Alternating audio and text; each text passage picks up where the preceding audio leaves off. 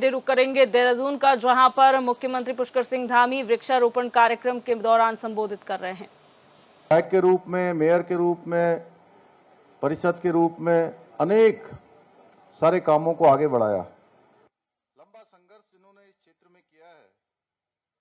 आप सबके अत्यंत ही प्रिय धर्मपुर के विधायक आदरणीय विनोद चमोली जी, हमारे निवर्तमान मेयर भाई सुनील उनियाल गामा जी, प्रदेश के महामंत्री श्री आदित्य कोठारी जी। देखिए यहाँ पर देहरादून में लोक पर्व हरेला के उपलक्ष्य में वृक्षारोपण कार्यक्रम चल रहा है और इसी के तहत इसका शुभारंभ मुख्यमंत्री पुष्कर सिंह धामी समेत सांसद त्रिवेंद्र सिंह रावत ने किया है।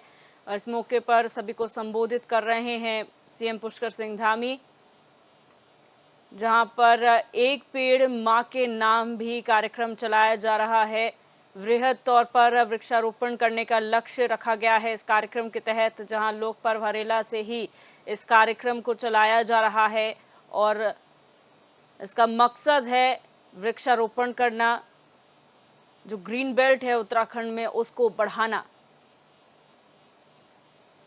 पिछले कुछ समय में जिस तरीके से तापमान में बढ़ोतरी यहाँ पर देखने को मिली, उसके चलते ये फैसला लिया गया है। मेरे सभी युवा नौजवान साथियों, विद्यालय से आए हुए इस विद्यालय के हमारे सभी अध्यापकगण, प्राध्यापकगण और बड़ी संख्या में उपस्थित हमारे सभी प्रिय छात्र एवं छात्राएं, पत्रकार मित्रों एवं छायाकार बंधुओं, मैं आप सभी का आज इस हरेला एवं वृक्षारोपण के कार्यक्रम में आप सबका अपनी ओर से सभी का मैं स्वागत करता हूं, सबका मैं अभिनंदन करता हूं। और अभी हाल ही में संपन्न हुए लोकसभा चुनाव में आप सब लोगों ने इस क्षेत्र से भारी मतों से हमारे लोकसभा के प्रत्याशी आप सबके प्रिय आदरणीय त्रिवेंद्र जी को भारी मतों से विजय बनाकर यहां से भेजा। उसके लिए भी आपका हृदय से मैं आभार व्यक्त करता हूं। भाइयों बहनों, हरेला पर्व धीरे धीरे जिस प्रकार से इसने विस्तार लिया है, आज उत्तराखंड के अंदर ही नहीं बल्कि भारतवर्ष में और विदेशों में भी हमारे पर्यावरण के संरक्षण के प्रति जिनका प्रेम है, जिनकी जागरूकता है, आज इस पर्व को किसी न किसी रूप में मना रहे हैं। संरक्षण का पर्व है, ये हमारी प्रतिबद्धता का द्योतक है कि हम प्रकृति के प्रति अपनी किस प्रकार की सोच रखते हैं। और जो हमारी वैदिक सनातन संस्कृति है, इसमें हमेशा प्रकृति को मां के रूप में पूजने की एक परंपरा रही है कि हमेशा हम किसी न किसी रूप में प्रकृति का पूजन करते हैं। और इसी परंपरा के अनुरूप ही हम हरेला पर्व मनाते हैं और इस पर्व पर सभी की सुख समृद्धि की कामना करते हैं और अपनी जो हमारी प्राकृतिक धरोहर हैं, जिसके बारे में बहुत सुंदर तरीके से अभी आदरणीय त्रिवेंद्र जी ने आप सबके सामने बात रखी कि किस प्रकार से आज धीरे धीरे प्रकृति का संरक्षण जरूरी है, वह हमारी धरोहरों को संरक्षित रखने के लिए ये हरेला पर्व जैसे संकल्प लेने के पर्व हैं, जिस दिन हम इस दिशा में आगे बढ़ने का प्रण करते हैं। मैं इस उपलक्ष्य में ऐसा विशिष्ट कार्यक्रम आयोजित करने के लिए हमारे धर्मपुर विधानसभा क्षेत्र के लोकप्रिय विधायक आदरणीय विनोद चमोली जी का बहुत, और आप सब लोगों का, पूरे आयोजक मंडल का, पूरे इस मंडल के लोगों का, हमारे मंडल अध्यक्ष पुंडीर जी समेत पूरी आयोजन करने वाली टीम को, विद्यालय के लोगों को, सबको धन्यवाद देता हूं। साथ ही इस अवसर पर विनोद चमोली जी के बारे में भी कहना चाहूंगा कि उन्होंने अथक मेहनत और परिश्रम से, समर्पण से लगातार धर्मपुर विधानसभा क्षेत्र को आज आगे बढ़ाने का काम किया है। चमोली जी जब देहरादून के मेयर थे, उन्होंने तब भी अनेक काम किए और लगातार इस क्षेत्र से आप सब लोग उनको विधानसभा में निर्वाचित कर रहे हैं और उन्होंने भी कभी पीछे मुड़ के नहीं देखा। धर्मपुर क्षेत्र के अनेक विकास कार्यों को अंजाम दिया है और मैं देखता हूं अनेकों बार, चाहे छोटी समस्या हो, बड़ी समस्या हो, कोई ज्वलंत मुद्दा हो, विधानसभा में उठाना हो या मेरे पास आना हो या शासन में कहीं भी जाना हो, तो कतई वो संकोच नहीं करते, जिससे इस क्षेत्र के लोगों को उनका जो नेतृत्व है उसका लाभ मिल रहा है, उसका चहुमुखी विकास हो रहा है। चाहे वो क्षेत्र की सड़क हो, बिजली पानी हो, शिक्षा, स्वास्थ्य जैसी बुनियादी सुविधाओं के सुधार के लिए वो लगातार काम करते हैं। चमोली जी जनता की हर समस्या में उनके बीच रहकर हर संभव मदद करने का प्रयास करते हैं। आज का ये वृक्षारोपण का कार्यक्रम उनका जो पर्यावरण संरक्षण के प्रति प्रतिबद्धता है उसका कहीं न कहीं प्रतीक है, जिसमें उन्होंने हम सभी को सहभागी बनाया है। भाइयों बहनों, हम सभी जानते हैं कि ये जो वृक्ष है, प्रकृति है, ये हमारे जीवन का अभिन्न अंग है। किस प्रकार से ऑक्सीजन कम हो रही है, किस प्रकार से हम सब महसूस कर रहे हैं।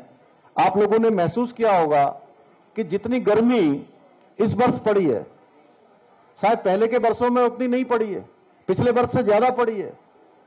अगर यही क्रम बढ़ता रहा तो एक दिन जीवन दूभर हो जाएगा। इसके लिए ना हमें वृक्षारोपण के माध्यम से ये हमें शुद्ध ऑक्सीजन प्रदान करते हैं, हमारे पर्यावरण को संतुलित रखने में अपनी एक महत्वपूर्ण भूमिका निभाते हैं।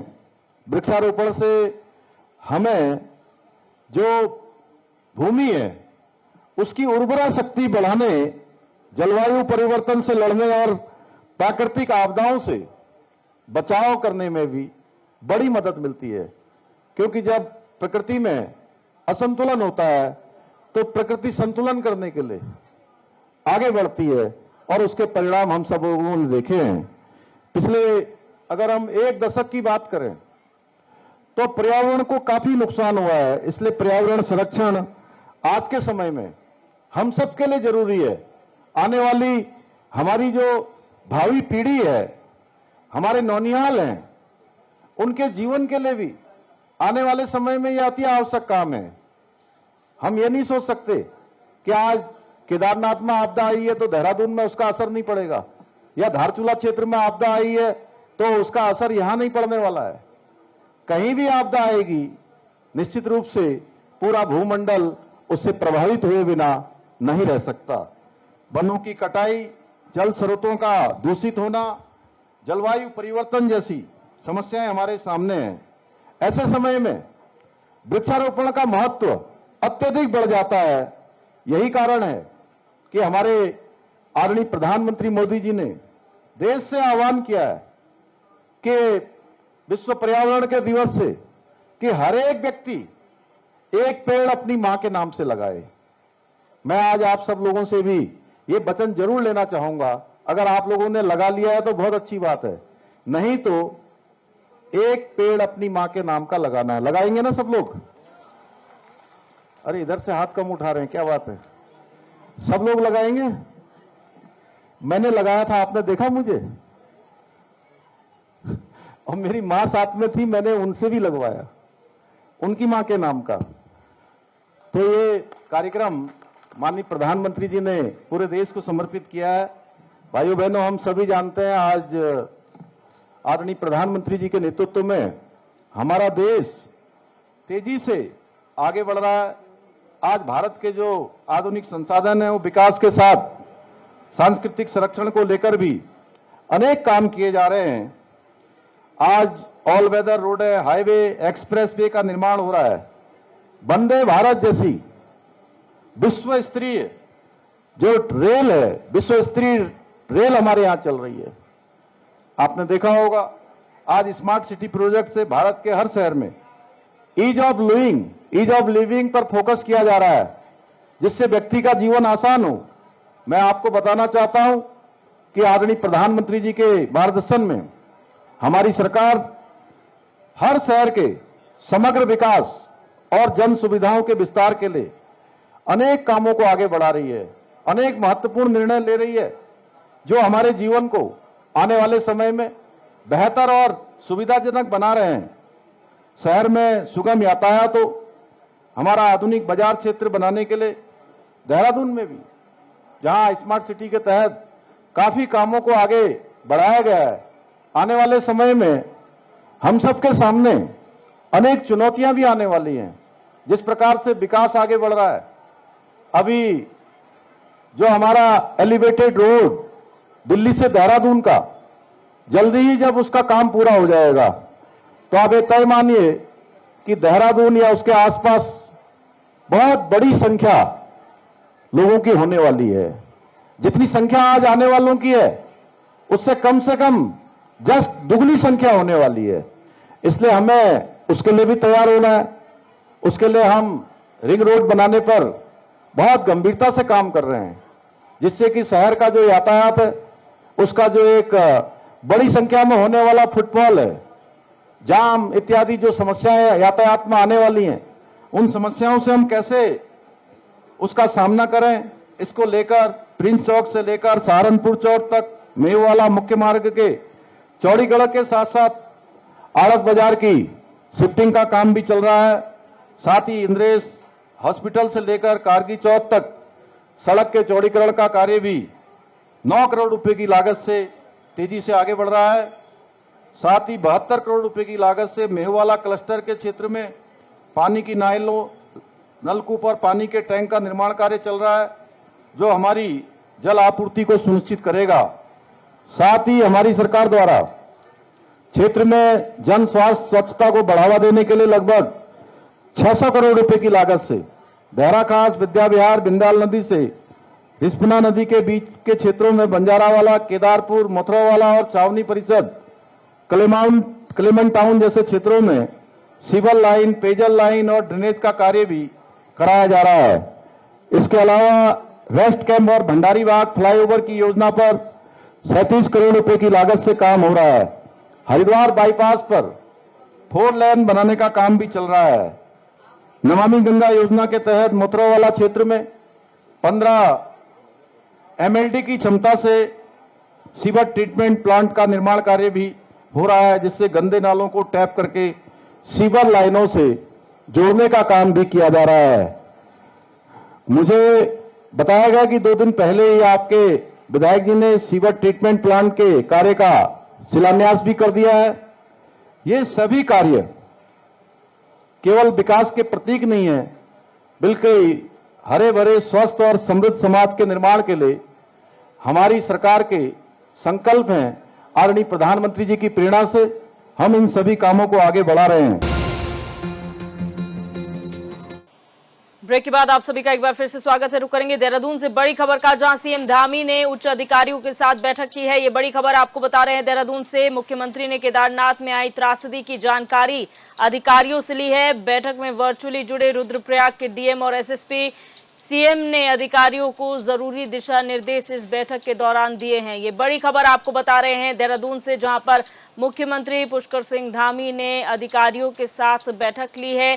जो केदारनाथ में त्रासदी आई उसको लेकर उच्च अधिकारियों के साथ बैठक लेकर उन्होंने जानकारी ली है। इस दौरान वर्चुअल माध्यम से डीएम और एसएसपी भी जुड़े, जिन्होंने जानकारी दी मुख्यमंत्री को तमाम चीज़ों के बारे में। रुद्रप्रयाग के डीएम और एसएसपी यहां पर जुड़े हुए थे बैठक में, और इस बैठक के दौरान जरूरी दिशा निर्देश अधिकारियों को मुख्यमंत्री द्वारा दिए गए।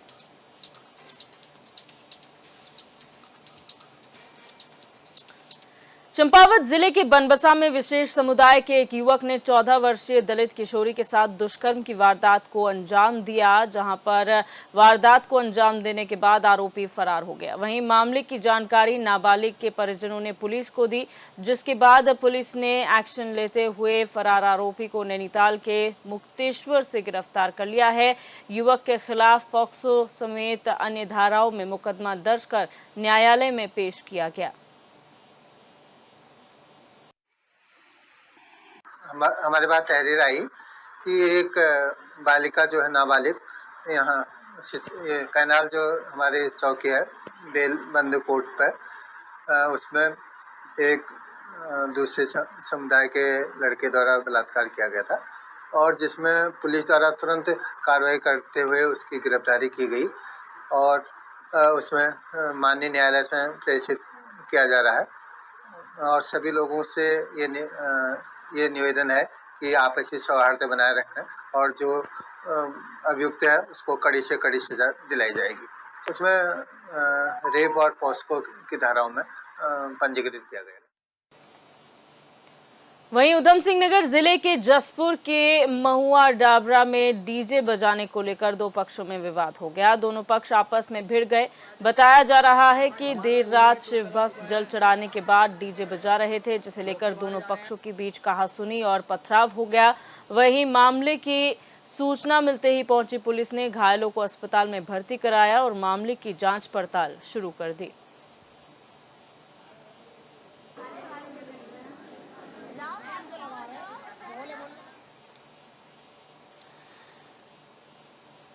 और अब बात करेंगे उत्तर प्रदेश के कानपुर से बड़ी खबर की, जहां खेत में पलटी स्कूटी बस से में सवार थे करीब 40 बच्चे। खेत में मौजूद लोगों ने बच्चों को बाहर निकाला है। हादसे में 2 बच्चे घायल हुए हैं, 8 बच्चे इसमें घायल हुए हैं। वहीं पुलिस ने ड्राइवर को हिरासत में ले लिया है। घाटमपुर कोतवाली क्षेत्र की ये घटना बताई जा रही है। ये बड़ी खबर आपको बता रहे हैं, जहां पर एक स्कूल बस खाई में जा पलटी और आपको बता दें इसमें पुलिस ने ड्राइवर को हिरासत में लिया है। 2 बच्चे घायल हुए हैं, वहीं 8 बच्चे चोटिल भी बताए जा रहे हैं। कानपुर की बड़ी खबर है, जहां खेत में एक स्कूल बस पलट गई और बस में करीब 40 बच्चे सवार थे जिन्हें चोट आई है। खेत में मौजूद लोगों ने बच्चों को बाहर निकाला और जो घायल बच्चे हैं उन्हें अस्पताल में भर्ती कराया गया है। हादसे में 2 बच्चे घायल हुए हैं, 8 बच्चों को चोट लगी है। घायलों को अस्पताल में भर्ती कराकर उनका इलाज किया जा रहा है।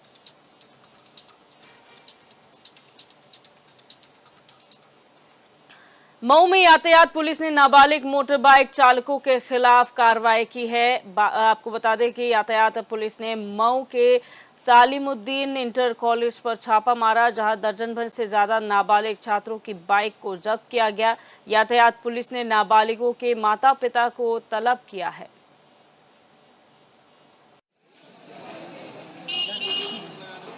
नाबालिग छात्र मऊ जनपद में जो स्कूल में जाते हैं, जिनके पास लाइसेंस नहीं है, जिनकी उम्र 18 साल से कम है, ऐसे बच्चों को कई बार चेतावनी देकर के छोड़ दिया गया था।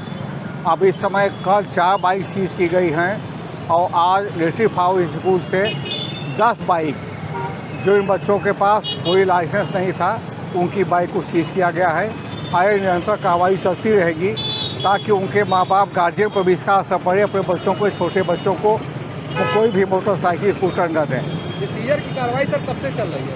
ये कल 4 बाइक सीज हुई थी और आज 10 बाइक सीज हुई है। 14 बाइक अब तक सीज किया चुकी है। सभी विद्यालयों पर अभियान चलाया जा रहा है? बिल्कुल सभी विद्यालयों में ध्यान।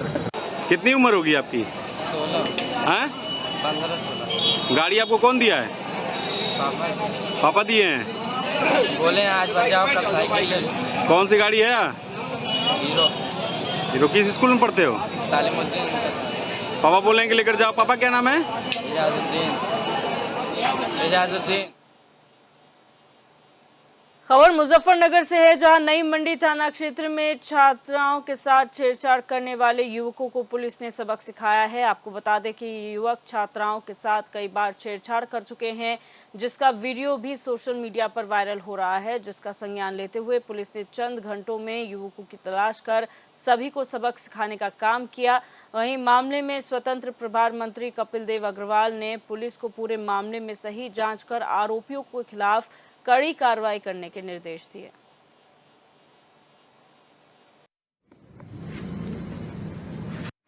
आज शाम थाना नई मंडी में लगभग 5 बजे के आसपास 3 अज्ञात अभियुक्त गणों द्वारा बच्चियों के साथ छेड़खानी और उनको जान से मारने की धमकी की एक घटना कारित की गई थी। इसके संबंध में थाना नई मंडी पर तत्काल वादी से तहरीर प्राप्त कर सुसंगत धाराओं में मुकदमा पंजीकृत किया गया है और जो घटना स्थल है उसके आसपास लगे सीसीटीवी फुटेज के आधार पर अभियुक्तों की गिरफ्तारी और उनकी पहचान के लिए इसमें 2 टीमों को लगाया गया था। अभी तक इस प्रकरण में एक अभियुक्त की गिरफ्तारी कर ली गई है और जो घटना में बाइक प्रयुक्त हुई थी उसको भी बरामद कर लिया गया है। इसके साथ साथ जो 2 अन्य अभियुक्तगण हैं उनकी गिरफ्तारी भी शीघ्र सुनिश्चित की जाएगी। उनके लिए टीमें लगातार दबिश दे रही है। मैं साथ में ये भी स्पष्ट करना चाहूँगा कि महिलाओं और बच्चियों की सुरक्षा मुजफ्फरनगर पुलिस की सर्वोच्च प्राथमिकता है और जो कोई इनकी सुरक्षा के साथ खिलवाड़ करने की कोशिश करेगा उनके खिलाफ कड़ी से कड़ी कार्रवाई जो है अमल में लाई जाएगी। आज शाम को एक ट्यूशन पढ़ने वाली बालिका से को 3 नकाबपोश लड़कों ने उतर करके उससे बदतमीजी की, उसकी वीडियो वायरल हो रही है। मुझे गांधी कॉलोनी के वासियों ने तुरंत सूचना दी। मैंने एसएसपी से बात की है कि इसकी तुरंत जांच की जाए और जांच करके अगर वे दोषी हैं तो सख्त से सख्त कार्रवाई उनके विरुद्ध हो। आदरणीय मुख्यमंत्री योगी आदित्यनाथ जी ऐसे शोधों के खिलाफ लगातार कड़ी कार्रवाई कर रहे हैं। किसी प्रकार का कोई कॉम्प्रोमाइज़ नहीं है और ऐसे लोगों को सख्त चेतावनी है कि किसी भी प्रकार की घटना, दुर्व्यवहार बेटियों के साथ, महिलाओं के साथ होगा तो किसी को बख्शा नहीं जाएगा। मतलब ये पता लग पाया कौन थे वे लड़के जो अब जो भी ये काम पुलिस का है पता लग गया है। उनकी चूंकि मोटरसाइकिल पकड़ी गई है तो नाम भी पता लग रहा है। पुलिस उसके घर पर दबिश दे रही है और निश्चित रूप से उनकी गिरफ्तारी हुई जाएगी। बात करेंगे गाजीपुर से खबर की, जहां नगर पालिका प्रशासन ने अतिक्रमण विरोधी अभियान चलाया। अभियान के तहत शहर की सड़कों पर किए गए अतिक्रमण को हटाया गया। इस दौरान शहर के फुटपाथ पर किए गए अतिक्रमण हटाए गए हैं। शहर के महुआ बाग, मिश्र बाजार और विशेश्वरगंज इलाके में अतिक्रमण के खिलाफ अभियान चलाया गया। इस मौके पर नगर पालिका के ईओ ने कहा कि अतिक्रमण विरोधी अभियान लगातार जारी रहेगा।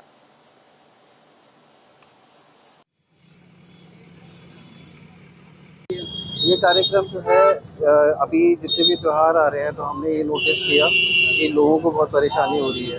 रोड का यूसेज जो है वो बहुत रिस्ट्रिक्टेड हो गया है। हम ये चाहते हैं कि लोगों के लिए व्यापार तो अपनी जगह चलता रहे। जितने भी ठेले वाले हैं उनको एक जगह चिन्हित करके दी गई है, वहाँ पे अपना ठेला लगा सकते हैं और रोड्स का यूज़ सुचारू रूप से होता रहे और व्यापार जो है वो अच्छे से चले। उसकी वजह से ताकि इस किस्म के जाम जो हैं जो आज तक लगते आ रहे हैं, आप वैसे भी कांवड़िया जो है वो भी अपना जो है चलते फिरते रहते हैं, तो उनको सुचारू रूप से हम सबके लिए रोड्स का सुचारू रूप से जो यूज़ है वो होता रहे। ये प्रोग्राम इसी के तहत है। ये प्रोग्राम हम करते रहेंगे। ऐसा नहीं है कि आज का है, ये रेगुलर बेसिस पे होना चाहिए क्योंकि लोग अपना दुकानों में से सामान आगे बढ़ा के लगाते हैं जो उससे बहुत ज़्यादा रोड बाधित